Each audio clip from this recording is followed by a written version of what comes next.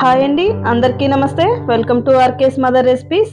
ఈరోజు మనం ఒక మంచి హెల్దీ దోశ రెసిపీ చూసేద్దాము. బరువు తగ్గాలనుకున్న వాళ్ళు కానీ, డయాబెటిక్ ఉన్న వాళ్ళు కానీ, హెల్దీగా బ్రేక్ఫాస్ట్ చేయాలనుకున్న వాళ్ళకి కానీ చాలా చాలా హెల్ప్ అవుతుందండి ఈ దోశ రెసిపీ. అదేంటో కాదు, జొన్న దోశ అండి. జొన్న దోశ చాలా మంచిది హెల్త్కి. దోశకి కాంబినేషన్గా ఒక మంచి టేస్టీ చట్నీ రెసిపీ కూడా మీతో ఈరోజు షేర్ చేస్తాను. చాలా బాగుంటుంది ఈ దోశ. ఇక మనం లేట్ చేయకుండా ప్రాసెస్లోకి వెళ్ళిపోదాం. ముందుగా జొన్న దోశలు ప్రిపేర్ చేసుకోవడానికి ఒక బౌల్ తీసుకొని ఇందులోకి నేను 2.5 కప్పుల జొన్నలు తీసుకుంటున్నాను. ఇవి తెల్ల జొన్నలే అండి. పచ్చ జొన్నలు ఉంటే ఇంకా మంచిది. డయాబెటిక్ వాళ్ళకి చాలా బాగా హెల్ప్ అవుతుంది పచ్చ జొన్నలు అయితే. ఒక 1/2 కప్పు సింగిల్ పాలిష్ రైస్ వేసుకుంటున్నానండి. మామూలు రైస్ అయినా వేసుకోవచ్చు. నేను హెల్దీ వేలో చేస్తున్నాను కాబట్టి సింగిల్ పాలిష్ రైస్ వేస్తున్నాను. మేము రోజు ఇంట్లో అదే రైస్ తింటాం కాబట్టి నేను ఇక్కడ అదే రైస్ వేస్తున్నాను. తర్వాత 1 కప్పు మినపగుళ్ళు వేస్తున్నాను. కొత్త మినపప్పు అండి, జిగురు బాగుంటాయి కాబట్టి నేను ఇక్కడ 1 కప్పుకి 2.5 కప్పుల జొన్నలు వేసుకున్నాను. 1/2 కప్పు రైస్ వేసుకున్నాను. రైస్ అక్కర్లేని వాళ్ళు 3 కప్పుల జొన్నలైనా వేసుకోవచ్చండి. ఇక్కడ నేను 1/2 కప్పు రైస్ వేసింది. జొన్న దోశ బాగా క్రిస్పీగా రావాలంటే ఒక 1/2 కప్పు రైస్ వేసుకుంటే బాగా క్రిస్పీగా వస్తాయి.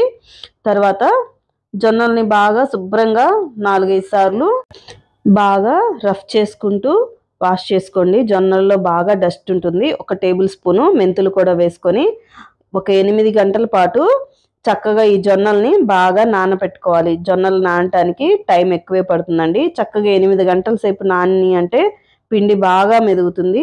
చక్కగా జొన్నలు చూడండి 8 అవర్స్ తర్వాత బాగా నానిపోయాయి. ఇప్పుడు ఒక 2 టైమ్స్ మళ్ళీ ఈ జొన్నల్ని బాగా వాష్ చేసుకోవాలి. ఈ మినపప్పు జొన్నల్ని గ్రైండర్లో వేసుకొని అయినా రుబ్బుకోవచ్చండి, మిక్సీలో అయినా వేసుకొని రుబ్బుకోవచ్చు.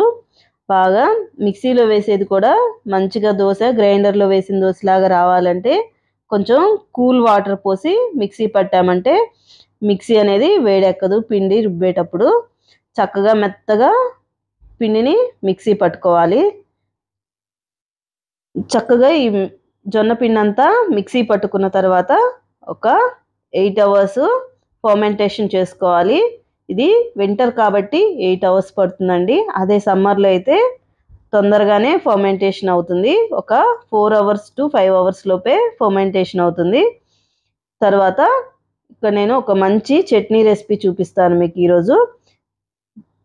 దీనికి కాంబినేషన్గా స్టవ్ మీద ప్యాన్ పెట్టుకొని 2 టేబుల్ స్పూన్ల ఆయిల్ వేసుకొని అందులోకి ఒక పెద్ద ఉల్లిపాయ, ఒక 8 పచ్చిమిరపకాయలు ముక్కలుగా కట్ చేసుకొని వేసుకొని స్టవ్ లో ఫ్లేమ్లో పెట్టుకొని లైట్ గోల్డ్ కలర్ వచ్చే వరకు వీటిని వేయించుకోవాలి. తర్వాత 1 టేబుల్ స్పూను నువ్వులు వేసుకొని వేయించుకోవాలి. తర్వాత స్టవ్ ఆఫ్ చేసుకోవాలి. నెక్స్ట్ చూడండి, మిక్సీ జార్ ఒకటి తీసుకొని అందులోకి వేయించిన పల్లీలు 1 కప్పు వేసుకుంటున్నాను. నెక్స్ట్ ఒక 1/2 కప్పు ఎండు శనగపప్పు అంటే పుట్నాల పప్పు అంటారు కదండి, అవి ఒక 1/2 కప్పు వేసుకోవాలి. తర్వాత ఒక 6-7 వెల్లుల్లి రెబ్బలు, రుచికి తగిన విధంగా సాల్ట్, ఒక 2 ఇంచుల అల్లాన్ని చిన్న ముక్కలుగా కట్ చేసుకొని వేసుకోవాలి. తర్వాత వేయించుకున్న పచ్చిమిరపకాయలు, ఉల్లిపాయలని మనం మిక్సీ జార్లోకి వేసేసుకోవాలి.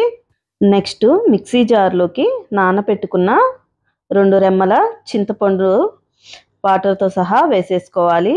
తర్వాత చట్నీని మెత్తగా మీకు కావలసిన అనుకుతో మిక్సీ పట్టేసుకోండి. చాలా టేస్టీగా ఉంటుంది. తర్వాత దీనికి పోపు పెట్టేసుకోవటమే అండి. చూడండి, ఇప్పుడు నేను ఒక 8 అవర్స్ తర్వాత ఫర్మెంటేషన్ జరిగిన జొన్న పిండిని చూపిస్తున్నాను. చక్కగా చాలా బాగా ఫర్మెంటేషన్ అయిందండి. మనకి ఈ రోజుకి కావాల్సినంత జొన్న పిండిని ఉంచుకొని మిగతాది తీసుకొని పక్కన ఫ్రిడ్జ్లో పెట్టుకుంటే ఒక 4-5 రోజులైనా ఈ జొన్న పిండి వాడుకోవచ్చండి. తర్వాత రుచికి తగిన విధంగా సాల్ట్ వేసుకొని తగినన్ని వాటర్ వేసుకొని దోశ పిండి బాగా జారుగా రెగ్యులర్ దోశ వేసే విధంగానే దోశ బ్యాటర్ని ప్రిపేర్ చేసుకోవాలి.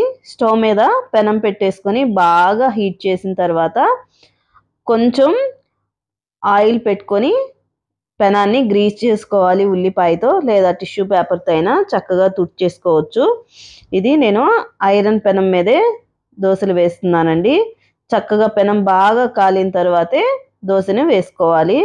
చాలా బాగా నీట్‌గా దోసలైతే వస్తాయండి. అసలు విరగటం గానీ అలాంటిది ఏమీ ఉండదు. ఈ జొన్న దోస చాలా హెల్తీ అండ్ టేస్టీగా ఉంటుంది.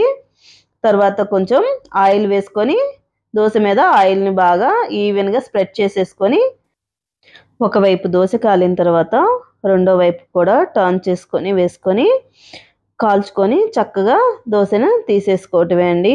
ఎంతో టేస్టీ జొన్న దోస అయితే రెడీ అయిపోయింది.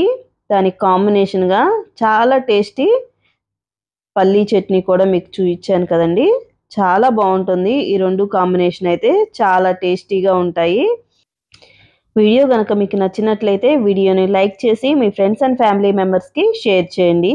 మీరు కూడా నేను చెప్పిన కొలతలతో ఈ జొన్న దోస ట్రై చేసి మీకెలా కుదిరింది అనేది నాకు కామెంట్ రూపంలో తెలియచేయండి. ఛానల్‌ని కొత్తగా చూస్తున్నట్లయితే ఛానల్ సబ్స్క్రైబ్ చేసుకొని పక్కనే ఉండే బెల్ ఐకాన్‌ని క్లిక్ చేయండి. నేను వీడియో పెట్టగానే మీకు నోటిఫికేషన్ రూపంలో అందుతుంది. మరొక మంచి వీడియోతో మళ్ళీ కలుసుకుందాం. Thank you. By by.